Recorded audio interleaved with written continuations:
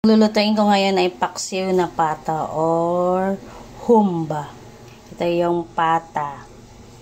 Tapos, pineapple tidbits, black beans, bulaklak ng saging, bawang at sibuyas, laurel, dahon, saka pamintang krak at pamintang buo. Tapos, asukal na pula. Lagyan din nga pala ng toyo at suka sa kamang tumas mamaya.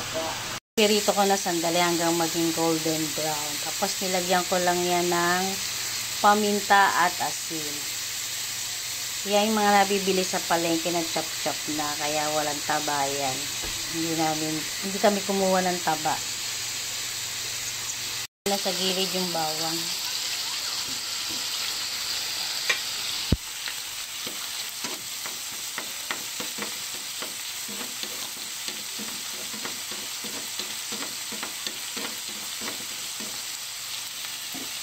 Tapos sibuyas.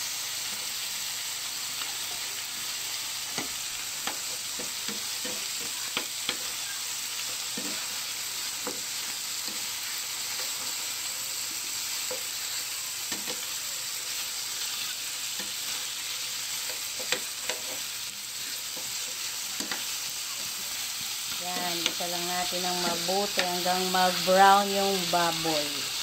Yung pata. Yan, pwede na siguro yan. Transfer na natin sa malaking lutuan.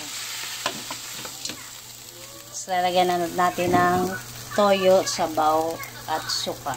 Ng dahon ng saging, laurel, pamintang buo, pamintang krak, toyo, suka, saka asukal na pula. Tayin lang natin siyang kumulo at lumambot yung karne. Takpan ko na. Kulong-kulo na, nalagay ko naman yung pineapple tidbits. Saka yung black beans, sinugasan ko rin to kasi maalat to. Yan, nag-reduce na yung sabaw. Lagay ko na yung mang tumas. Kulang sa asukal, dagdagan nyo na lang. Paminta.